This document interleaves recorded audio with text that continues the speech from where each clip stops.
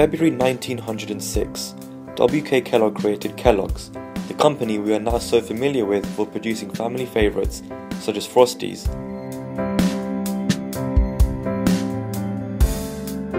And Cocoa Pops. Net sales in 2010 reached $12.4 billion. They have a strong workforce consisting of 31,000 valued employees. And their products have been marketed and distributed across 180 countries and produced in 18 different countries.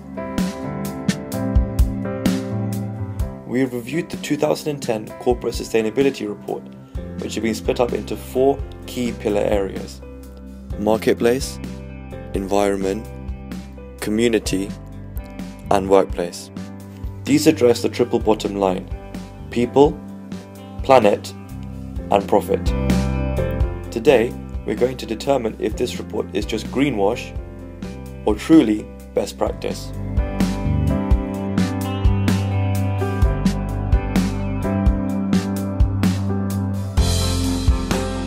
The first pillar we will be discussing is marketplace.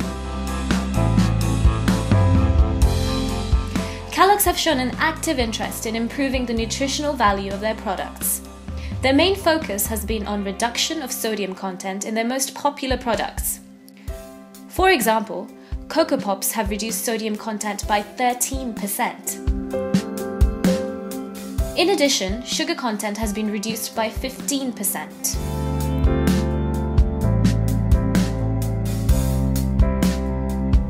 Kellogg's is directly combating obesity by reducing the calorific content of its products. Furthermore, it advocates the importance of a healthy and balanced diet by seeking to reduce excess unhealthy condiments.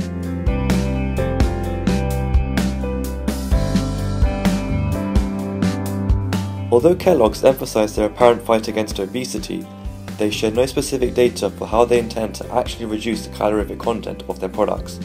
In fact, what they do offer is a reduction in their portion sizes. Sounds like they're simply cutting costs and improving profits.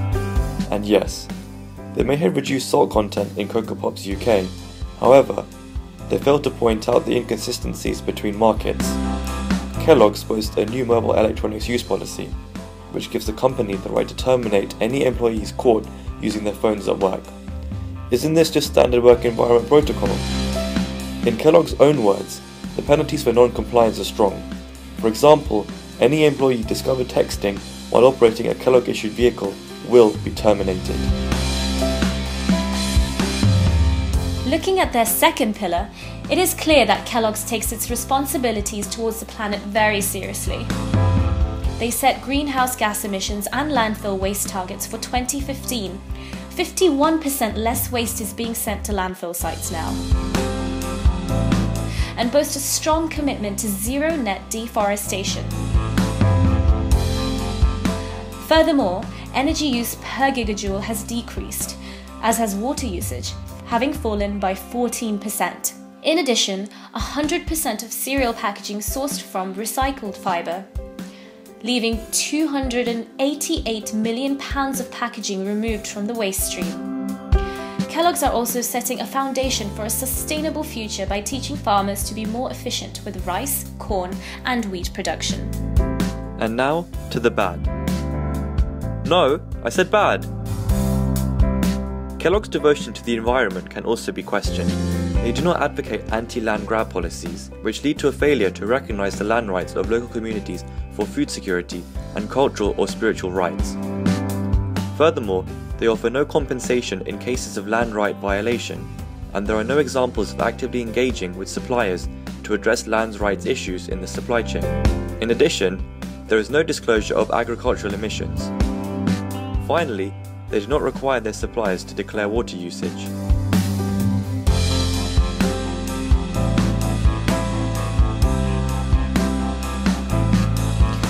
Kellogg's have addressed the third pillar of community quite extensively by their dedication to several humanitarian causes. Firstly, they provide aid for natural disasters. The largest contribution was given to Japan and Haiti and for flood victims in Kentucky.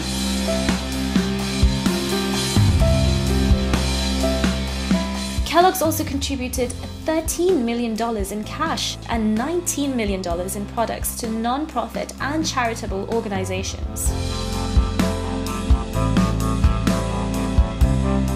They have established the Kellogg's Foundation, a separate charitable entity which receives dividends from the main Kellogg's company and use these funds to support community projects. Kellogg's is also dedicated to hunger relief in the Third World.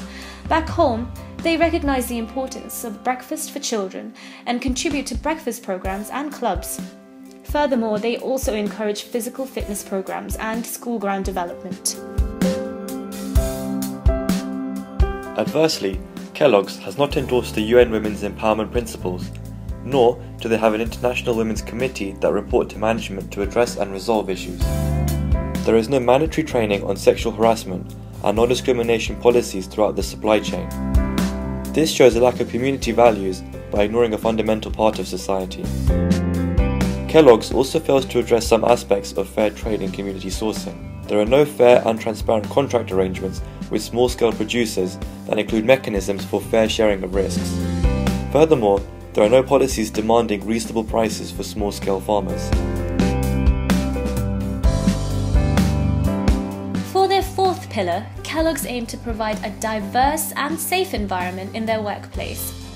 They ensure diversity and inclusion recruiting from all backgrounds, regardless of age, gender, and ethnicity.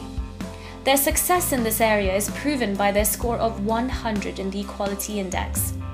Despite being a North American brand, nearly half of Kellogg's workforce is international. They have diversity programs run both for and by employees. Kellogg's targets for the best employee safety, with total recordable injury rate being 62% lower than the food industry average, and lost time injury rate being 31% lower. On the other hand, Kellogg's fails to address the basic rights of their workers in the supply chain. Kellogg's have no policies to ensure that suppliers are providing their employees with a minimum living wage.